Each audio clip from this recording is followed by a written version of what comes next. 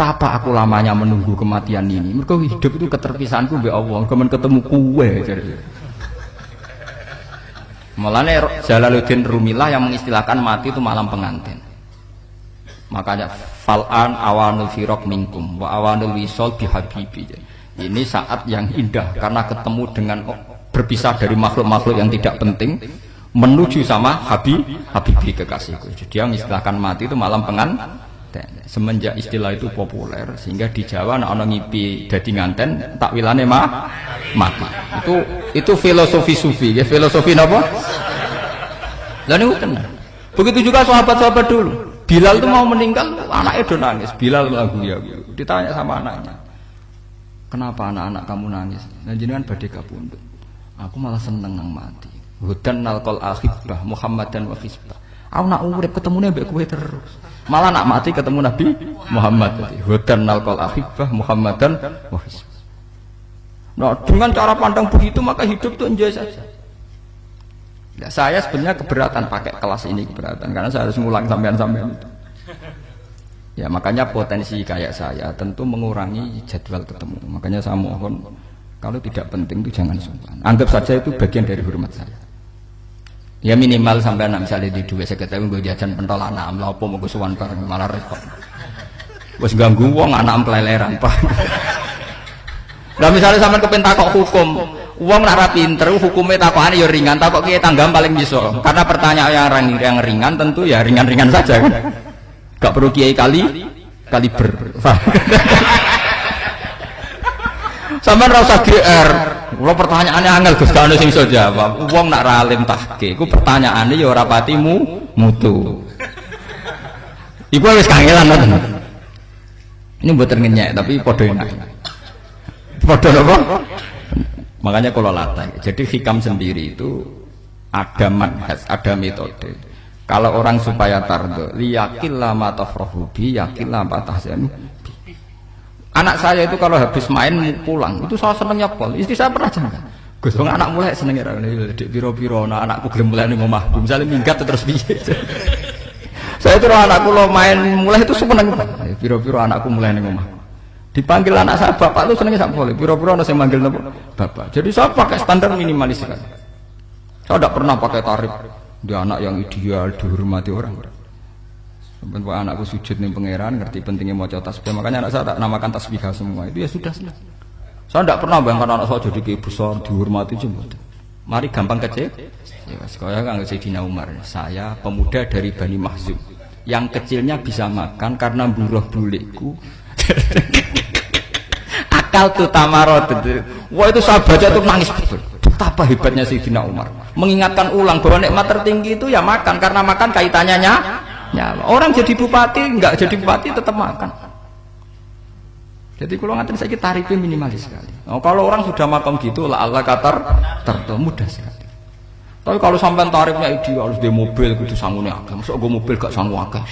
Barang gue sanggup akeh kudu gue penderek. Mosok kiri lunga wong sugih kok lunga tanpa penderek. Barang pendereke maju. Mosok ora kena dikeloni aja malah repot. Akhir gue wong ayu, anak selingkuh diujar-ujari sing itu malah perkara meneh. Ngomong ruwet menuruti tahapan-tahapan duniawi Makanya resep kalau ingin seneng tuh kon sholat. Maksudnya sholat tuh dihayati secara tauhid ya. Dihayati secara tauhid. Misalnya inna sholati wa nusuki wa mahyaya wa mamati lillahi rabbil alamin. Itu akan pasti Allah katardo, pasti mudah melihat alam ini ridho.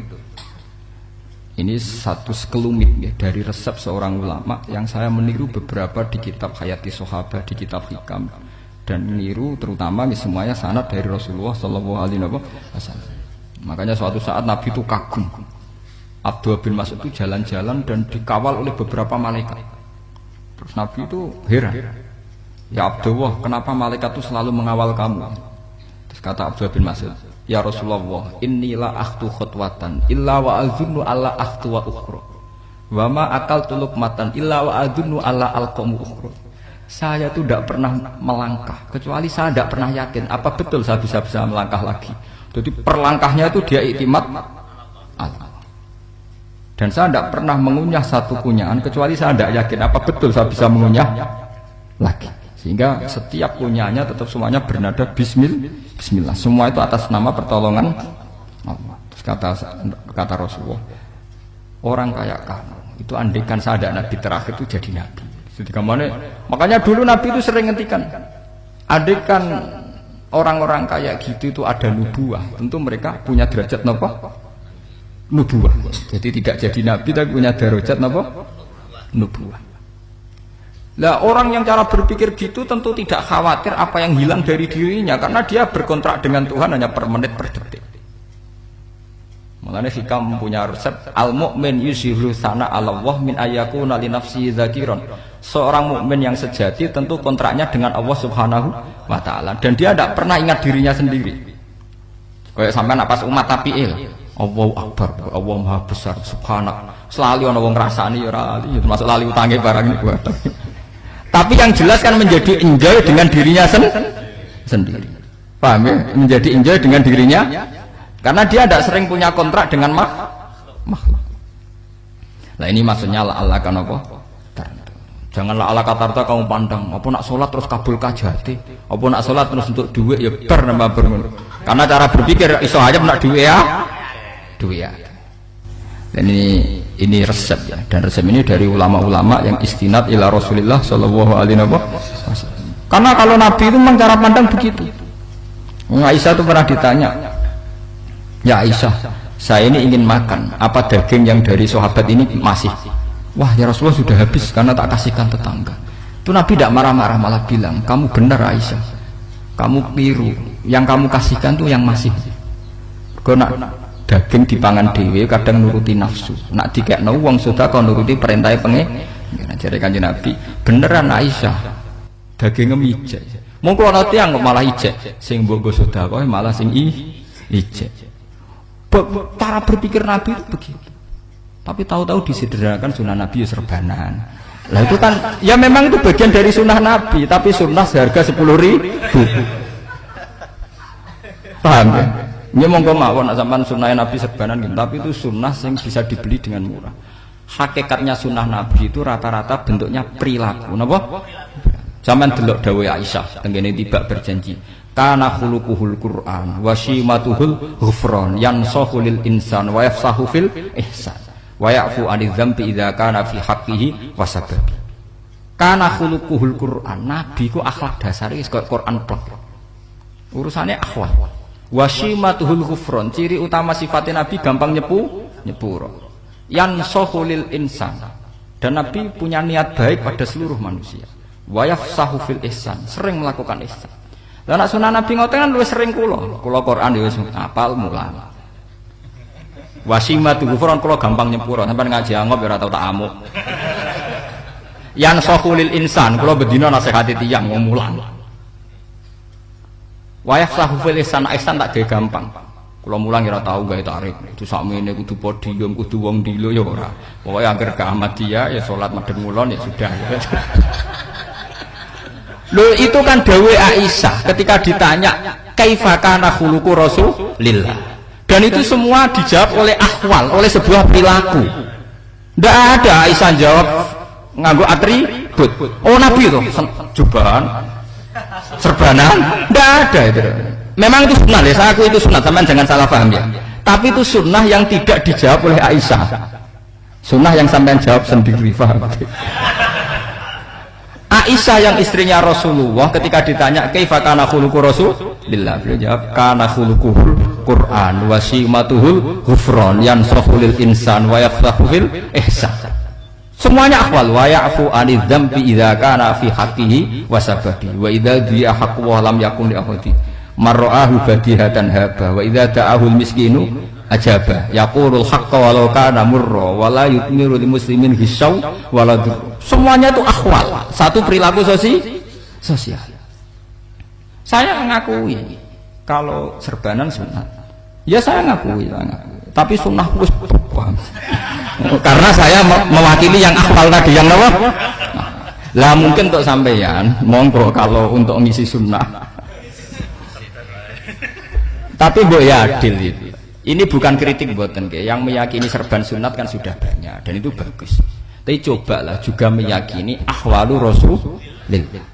Makanya man sanna sunnatan itu rata-rata ulama maknani siapa yang ikut sunnahnya Nabi. Rata-rata ulama nafsir ahwalu Rasulillah wa af'alu, perilaku sosial Rasulullah. Makanya terusannya wa idza da'ahul miskinu ajabah, kalau dipanggil orang miskin ya datang. Ya maksudnya ada harus orang miskin manggil pas resepsi kawin boten. Misalnya ana wong melarat kuwi di sepeda motor, wong melarate yo ngeturane puskesmas ya mbok terno. Wong melarat lara yo nukono misale apa minyak kayu putih mbok tekani. Ora kok ngerti-ngerti mbok urusan walimatul urus sing wajib piye lho. Payah. Lho lan wa idza dal miskin ajabe ora ana hadise urusan walimatul urusan mboten. Kalau orang miskin manggil ya dalam riwayat hadis ya Nabi sering dipanggil orang miskin, ya Rasulullah mbok datang ke rumahku ada apa, terus ya Nabi saya tuh ingin rumahku sing elek jenengan nate salat teng mriku. Ya Nabi datang ya salat saja ya ora jaman. Fi ayyi makanin aradta an usolliya fi. Kamu di tempat mana kamu seneng saya salat teng mriki ya Rasulullah. Ya Nabi salat.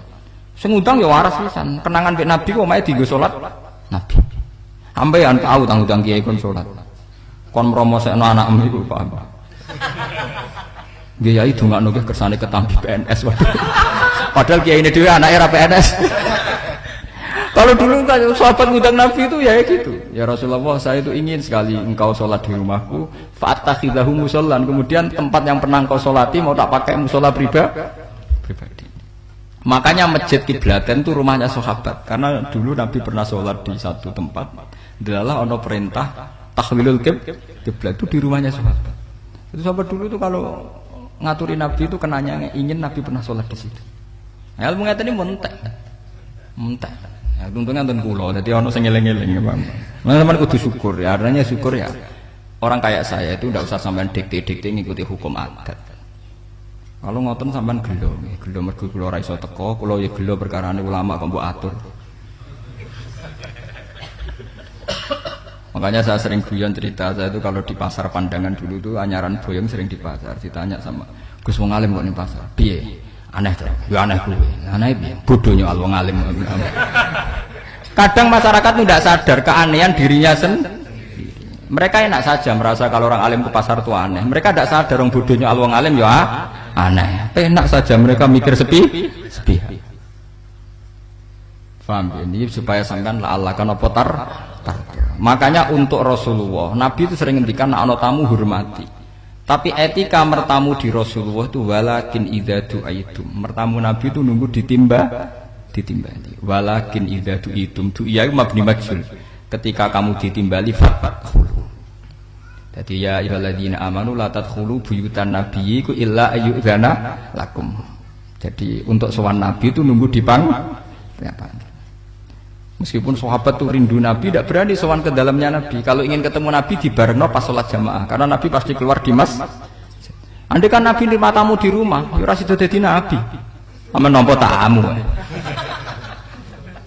Makanya la tadkhulu buyutan nabiyyi illa ayyudzana lakum, kecuali kamu dapat izin.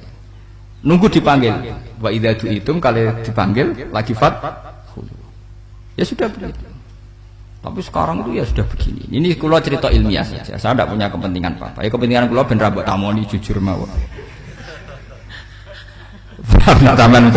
Cuma guling-gilingan dulu itu kalau sahabat itu ketemu Nabi pendak sholat sama pendak ngaji.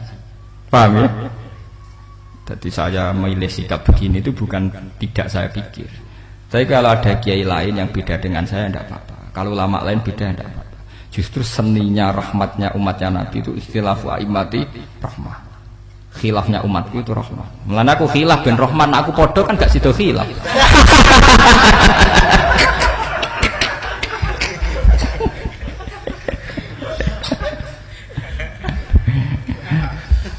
Dasar duwe buat khilaf. Jadi sepertinya jelas ya ayyuhalladzina amanu la tadkhulu buyutan nabi la yudzana lakum la ta'amin ghairu nazirina inna walakin idza du'itum. Kalau kamu nah, padahal setelah tidak ada nabi tentu yang mewarisi nabi adalah ulama. Ya minimal itu ya ulama itu pokoknya kula kenangan panjenengan yang ngaji misalnya. Kenal Gus Ba ya kenal nabi pas ngaji ya sudah gitu. Sahabat kenangannya sama nabi ya gitu.